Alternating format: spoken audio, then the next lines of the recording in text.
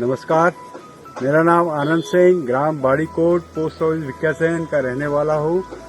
मैं कई सालों से चंदन का नर्सरी का पेड़ लगा रखे हैं, इस पर कर रहा हूँ।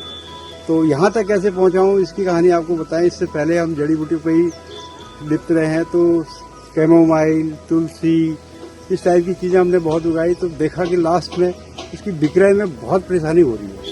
बिक्री के लिए कभी सैंपल भेजो, कभी ये करो, और इतनी क्वांटिटी में पहाड़ों में उत्पादन भी नहीं करते थे, तो फिर दिक्कत आती थी। उसके बाद डाइवर्स हुए, हम सीधे चंदन में आए, इस पर प्रैक्टिकल किया कि होता है नहीं होता है।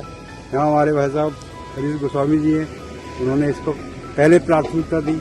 उनके वहाँ देखिए पेड़ पौधे हो रहे हैं, पौधे भी उग रहे हैं, तो फिर हम भी इस तरफ चले गए। उसके बाद हमने इसको उगाया, बड़े तो पेड़ भी हुए। फिर दिक्कत आई, लॉपिंग करके टहनी की लकड़ियाँ बर्बाद होती। तो भाई साहब ने ही बताया कि मोहन INPCL में यहाँ इसकी चिप्स वगैरह बिकती हैं, फिर वहाँ बिकना कर दिया। तो उससे पर ईयर हमारे विक्यासैन से कम 20-25 कुंटल माल जाता था। लेकिन अब क्या दिक्कत आ गई कि वहाँ भी निजीकरण होने के चक्कर में वो भी 2 साल से माल नहीं है। किसान फिर अब अटक रहा है यहाँ। लेकिन उससे ये है कि आगे के लिए हमारे पेड़ ग्रोथ कर रहे हैं, उसमें हमारी संभावनाएं बनी हैं कि कभी परिपक्व हो जाएंगे तो इनके रेट मिल जाएंगे। तो ये काम करके फिर भी हम संतुष्ट हैं। साथ में लोगों को प्रोत्साहन करने के लिए नर्सरी का काम भी कर रहे हैं कि आप पौधे अभी तक मिलते नहीं थे, अब यहाँ उपलब्ध हो जाएंगे, आप पौधे दीजिए। कितनी आमदनी हो जा रही है आपकी नर्सरी से? आमदनी ये कि ठीक ठाक ही, अब एक रोकड़ा तो बनाया नहीं कि लगभग 7-8 लाख रुपए पर ईयर हो जा रही है।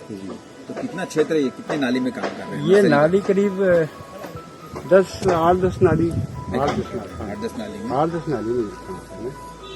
तो ये अभी चल रहा है। और इसको, और हमारे पहाड़ के लिए बहुत बेस्ट चीज़ है ये। एक तो परजीवी पौधा है, तो और पहाड़ में अधिकांश खेत वगैरह सब बंजरी हैं, और बंजर खेतों में एक बार उग आएगा तो उसके बाद इसका परजीवीकरण शुरू हो जाएगा, उसकी जड़ों से मिलन शुरू हो गया, तो ये पौधा बहुत अच्छा ग्रोथ करेगा। बंजर जमीनों में भी बहुत बढ़िया होता है। और दूसरा जानवर का कितना आतंक है? जानवर का इसको कोई नुकसान नहीं है। इसको ना कोई बकरी खाती है, ना गाय खाती है, ना बैल खाता है। इसके पत्ते वगैरह कुछ नहीं खाता है, ना बंदर इसको छेड़खानी कुछ करता है। बस पेड़ आपका बढ़ रहा है, आपने एक बार लगा दिया है, नेचुरल इसको पाल रही है, और आप अपनी संपत्ति के मालिक बनते जा रहे हैं। तो इस टाइप से तो ये बहुत अच्छा विकल्प है। जो अगर लोग जो अपनी खेती छोड़ रखे हैं तो कम से कम इसका रोपण कर दें, बहुत बढ़िया छोड़ दें। वो खेती अगर मान लो नहीं कर रहे हैं, उसके साइड में इसे भी लगा लें। अगर खेती छोड़ ही रखी है तो वहाँ पौधे लगा दें। अपना करना क्या उनको, कुछ भी नहीं, एक बार लगा के गड्ढे खोद के पौधे सही से लगा दें, 1-1.5 साल से देखभाल कर लें, जैसे पौधा उनका थोड़ा ऊपर बड़ा हो जाएगा, उसको पानी देने की भी जरूरत नहीं, और वो अपने आप बढ़ता रहेगा। कुछ सालों में उनकी अच्छी खासी संपत्ति बढ़ रही है, जैसे बहुत महंगी चीज है। ये कितनी हाइट तक आप पौधे ले जा रहे हैं, कितनी ऊंचाई तक? ये इसका ज्यादा 25-30 फीट तक ऊंचा होगा, और हाइट भी इसकी 2.5-3 फीट की डाई में इसकी मोटाई जाए।